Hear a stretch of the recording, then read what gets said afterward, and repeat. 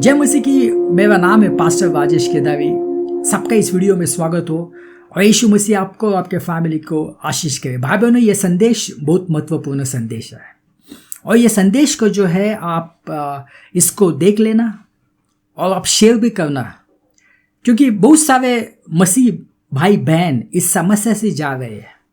इस समस्या से 70% मसीह भाई और 40% जो है मसीह बहन इस समस्या से जा रहे हैं।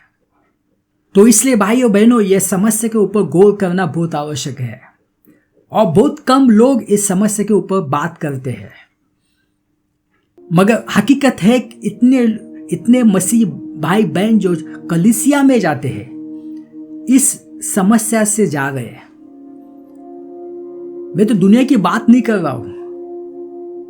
दुनिया की बात करूंगा तो जो परसेंटेज है वो तो ज़्यादा हो जाएगा।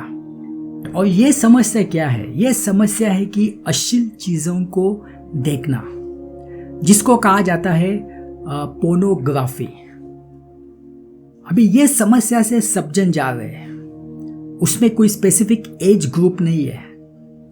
जैसे कि एक सर्वे में बताया है 11 से 13 वर्ष की आयु के 50% बच्चों ने और 14 से 15 वर्ष की आयु के 65% बच्चों ने, 16 to 17 साल वर्ष की आयु के 78% बच्चों ने जो है ऐसी अश्लील चीजें जिसको हम कहते हैं पोर्नोग्राफी देखने की बात स्वीकार कर ली है।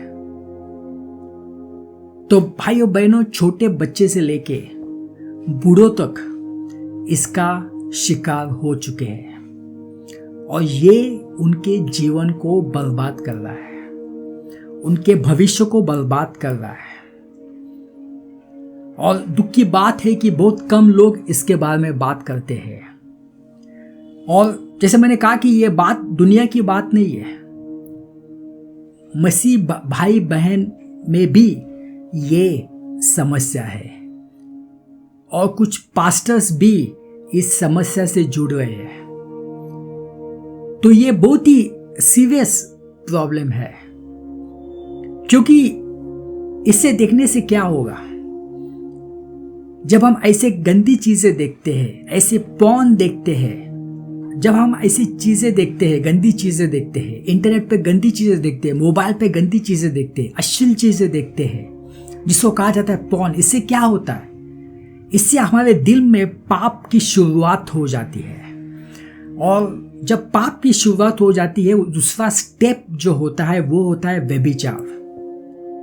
और व्यभिचार के बाद क्या होता है?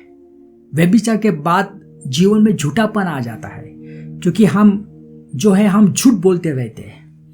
लोगों के सामने झूठ बोलेंगे, अपने दोस्तों से झूठ बोलेंगे, अपने माँ पिता से झूठ बोलेंगे, अपने पति से झूठ बोलेंगे, अपनी पत्नी से झूठ बोलेंगे। उसके बाद दुख आ जाता है, जीवन की शांति चली जाती है, परिवार खत्म हो जाता है और बहुत सारे केसेस में मर्डर भी हो जाता है। ये आपने न्यूज़ में सुना होगा।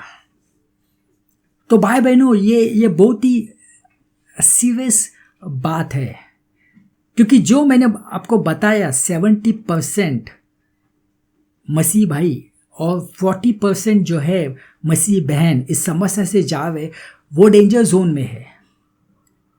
क्योंकि नेक्स्ट स्टेप जो हो सकता है वो हो सकता है व्यभिचार। और यदि व्यभिचार में फंस गए तो और भी वो परमेश्वर से दूर जाएंगे।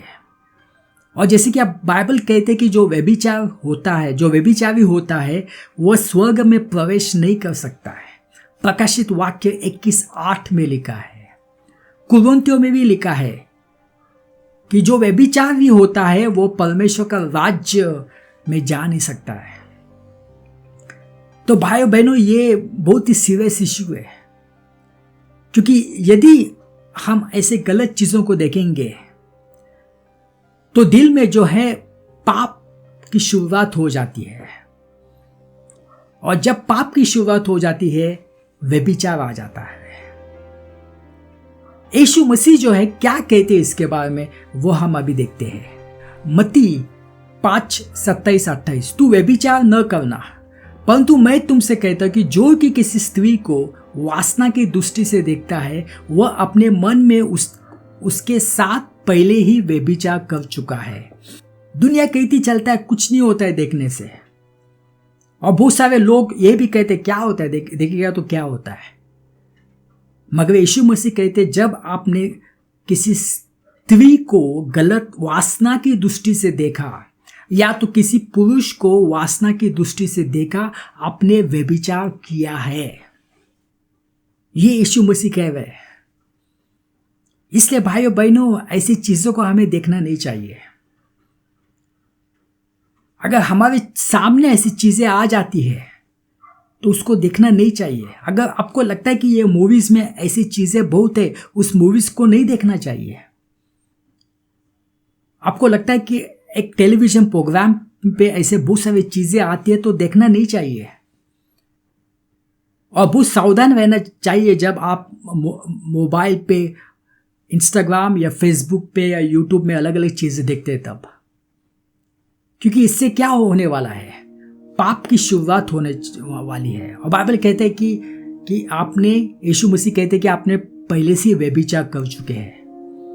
भाई बहनों, किसी पुरुष और स्त्री को देखना पाप नहीं है, क्योंकि हम लोग इस धरती पर रहते जहाँ पे चारों ओर हम लोग के पुरुष रहते हैं और स्त्री रहती है, कहाँ पे भी जाओ।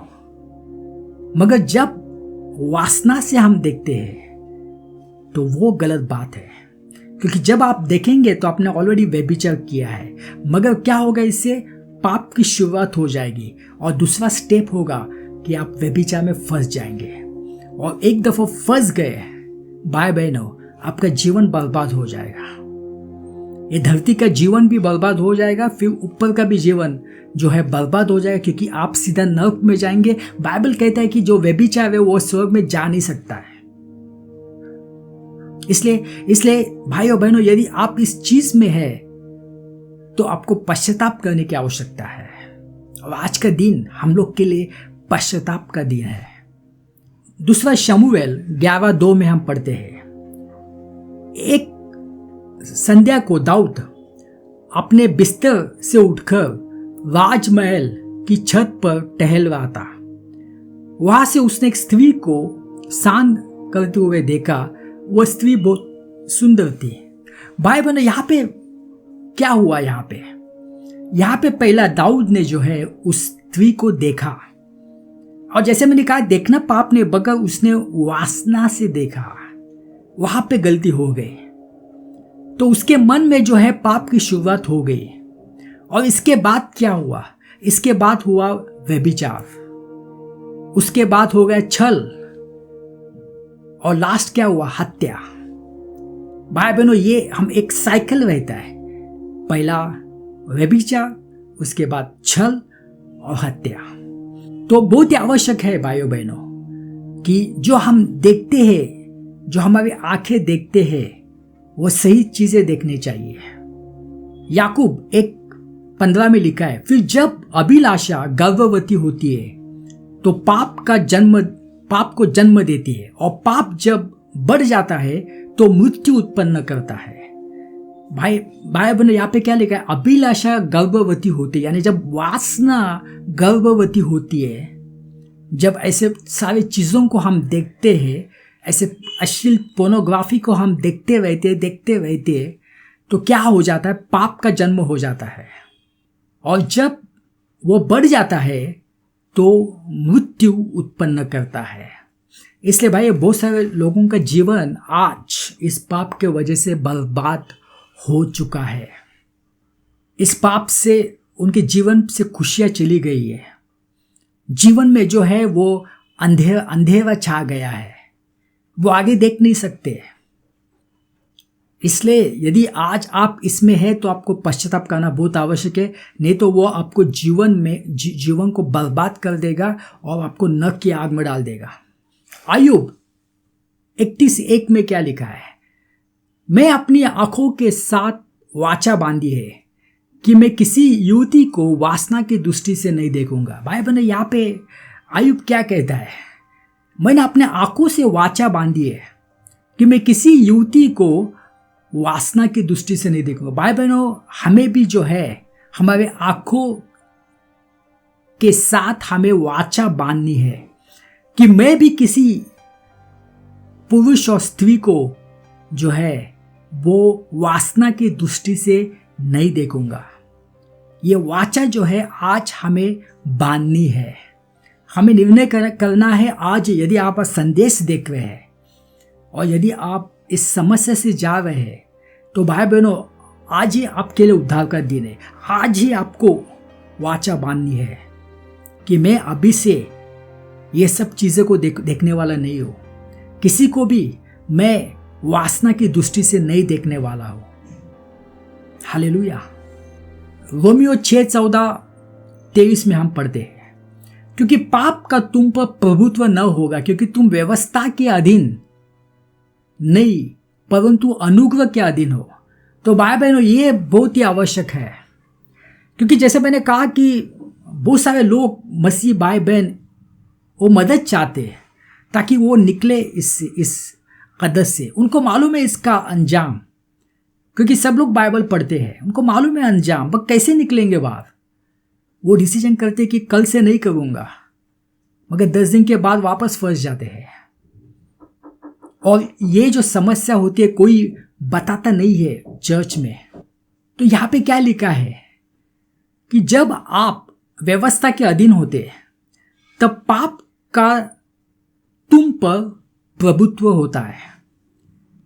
भाई बहनों, व्यवस्था का मतलब क्या होता है? व्यवस्था का मतलब होता है कि जब हम अपने अच्छे कर्मों के ऊपर भरोसा रखते हैं, अच्छे कामों के ऊपर भरोसा रखते हैं, जब हम खुद के ऊपर भरोसा रखते हैं, जब हम हमारी शक्ति के ऊपर भरोसा रखते हैं, हमारे विल पावर के ऊपर भरोसा रखते हैं, भाई बहनों, बाइबल कहता है कि तुम व्यवस्था के अधीन हो। और जब व्यवस्था के अधीन होते हैं तो पाप का प्रभुत्व जो है वो हमारे जीवन में रहेगा। इस वजह आज मसीह लोग जो है क्यों पाप में है? क्योंकि वो व्यवस्था के अधीन है। उनकी जो कलीसिया जो है, जिस चर्च में जाते हैं, वो व्यवस्था के अधीन है। वो व्यवस्था को ऊपर उठाते हैं। वो कहते हैं कि स्वर्ग जाने के लिए आपको अच्छे कर्म करने पड़ेंगे। वो कहते हैं कि अच्छा जीवन जीने के लिए अच्छे कर्म करने पड़ेंगे। भाई बहनों, जब आप व्यवस्था के अधीन जब होते तब पाप वहां पे होता है। जब आप अनुग्रह के अधीन होते हैं भाइयों बहनों, तब पाप की प्रभुता खत्म हो जाती है। अनुग्रह के अधीन का मतलब क्या? अनुग्रह का मतलब है कि परमेश्वर मैं कुछ नहीं कर सकता है, इस आदत को मैं छुड़ा नहीं सकता, बहुत ट्राई किया कुछ नहीं हुआ, मुझे तेरी अनुग्रह की आवश्यकता है। और जब ऐसा कहेंगे परमेश्वर आपको अनुग्रह देगा।